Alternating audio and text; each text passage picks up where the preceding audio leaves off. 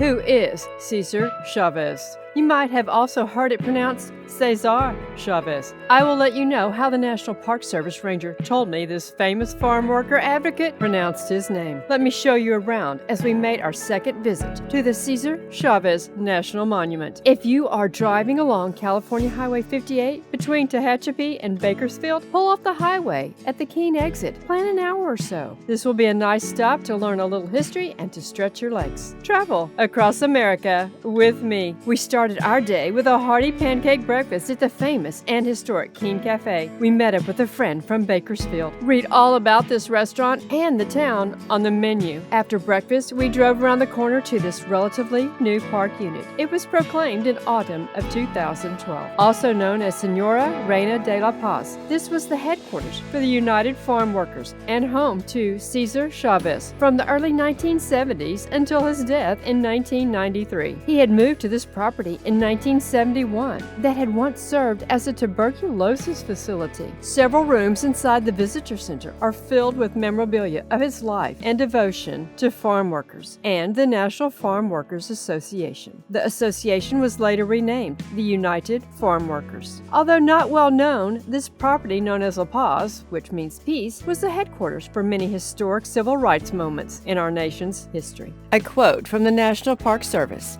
widely recognized as the most important Latino leader in the United States during the 20th century, Chavez led farm workers and supporters in the establishment of the country's first permanent agricultural union. Among his movement's most significant efforts of the 1970s and beyond was the enactment of California's historic 1975 Agricultural Labor Relations Act, still the nation's only law establishing the right of farm workers to organize. Spend as much time as you need to read and experience the lesser-known history of this man and his historical movement centered here in Keene, California. Learn about the 1965 grape strike, the conditions endured by farm workers, see a presentation of a farm worker room, and take time to read some of the events posted on the lengthy timeline and learn touching information about the man behind the cause. My dad had entered the Navy at the end of World War II, and so had Cesar Chavez. Both men were 17. I wonder if they met each other. Cesar Chavez served in the Western Pacific. Twice each year, naturalization ceremonies are held at the monument. That would be awesome to attend. Set aside some time to enjoy the gardens and see all the beautiful plants and flowers. And don't forget to stop and smell the roses. His and his wife Helen's graves are found in the well-manicured gardens in front of the visitor center. Boycott and Huelga, the German shepherds that constantly protected Cesar, are buried near him.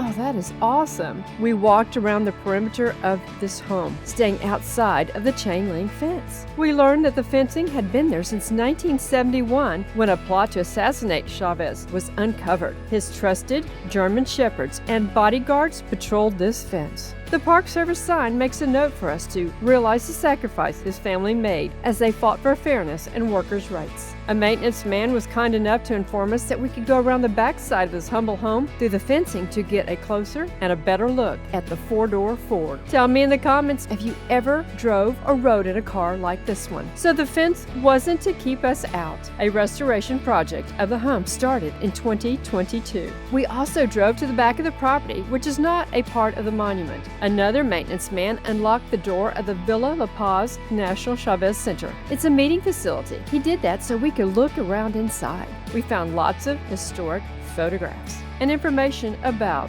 the movement. I haven't forgotten. The ranger said the Park Service placed the accent mark on his name to indicate a Cesar pronunciation, but she insisted he pronounced it Cesar. What do you think? As we were returning to our car to leave, a Union Pacific train was traveling the historic Tehachapi Loop. Built between 1874 and 1876, the 28-mile-long loop makes it possible for locomotives more than a mile long to pass 77 feet over or under the final cars of their own train. This line is part of the final link of the first railroad connecting San Francisco to Los Angeles. The Tehachapi Loop passes approximately 36 freight trains a day and remains one of the 7 wonders of the railroad world, according to the menu. Aren't you glad that you stayed until the end to hear about the train?